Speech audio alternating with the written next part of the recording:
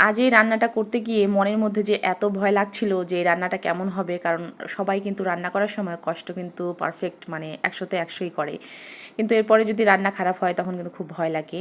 তো যাই হোক, এই 7 দিন আগে আপনাদের ভাইয়া আমাকে ছোলা বুট মানে কাবলি বুটটা এনে দিয়েছিল, এনে আমাকে বলেছিল যে রান্না করো তুমি।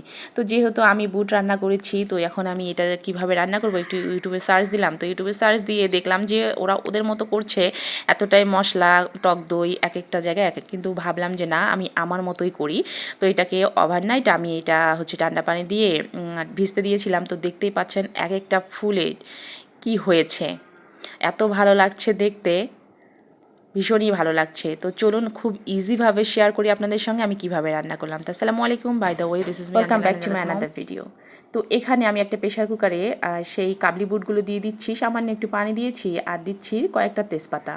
আর যেহেতু এখানে আমার হাফ কেজির মতো, তো এই জন্য আর কি একটু বেশি করে দিচ্ছি পরিমাণটা, আপনারা বুঝে শুনে দিবেন।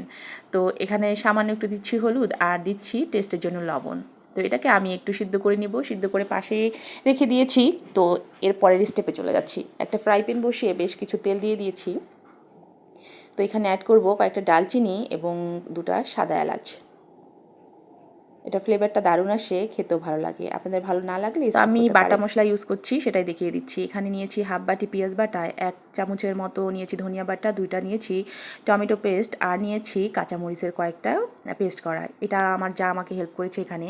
তো সেই তেলগুলোর মধ্যে আমি হাফ বাটি পেঁয়াজ বাটা দিয়ে দিচ্ছি। আমি এখানে বাটা মশলাগুলো ইউজ করব।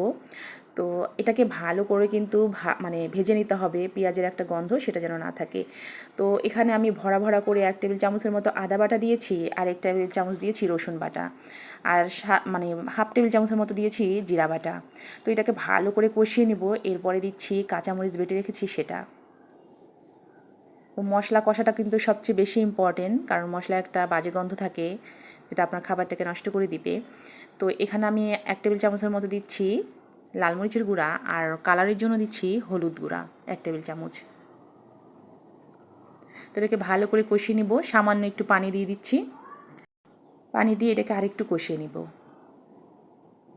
তারপর দিচ্ছি টমেটো যে পিউরিটা করে রেখেছি সেটাই। আর এখানে দিচ্ছি ধনিয়া বাটাটা। আমি কিন্তু পুরো 1 চামচ ব্যবহার করিনি, আমি সামান্য একটু রেখে দিয়েছি। তো স্বাদ মতো দিচ্ছি লবণ। তো এটাকে ভালো করে কষিয়ে নিব, কারণ মশলা কষাটা কিন্তু আবারও বলছি এটা বেশি ইম্পর্টেন্ট, তা না হলে কিন্তু আপনার খাবারের স্বাদটা একদম নষ্ট করে দেবে।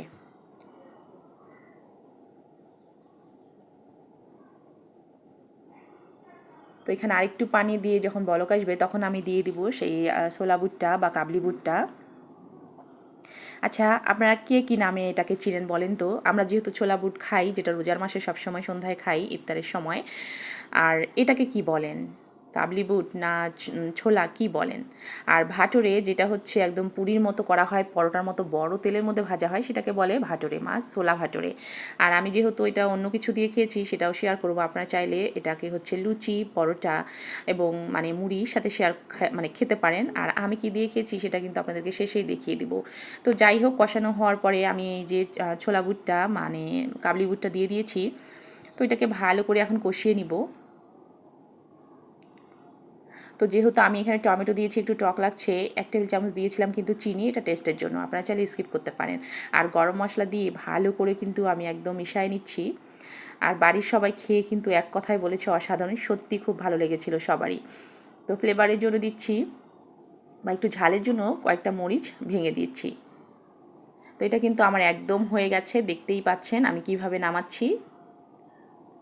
মশলাগুলো কিন্তু গায়ে গায়ে লেগে গেছে। তো আজ বিকালের নাস্তায় কিন্তু অসাধারণ একটা খাবার ছিল। তো সবাই কিন্তু আলহামদুলিল্লাহ খেয়েছে।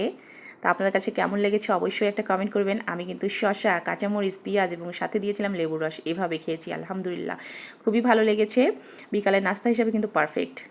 তো এতক্ষণ যারা আমার পাশে ছিলেন বা যারা ধৈর্য সহকারে এই ভিডিওটা দেখেছেন তাদেরকে অনেক অনেক ধন্যবাদ, এবং আপনি সুন্দর একটা কমেন্ট করবেন, এটা আমার কিন্তু অনুপ্রেরণা দেবে পরের একটা ভিডিও করার জন্য।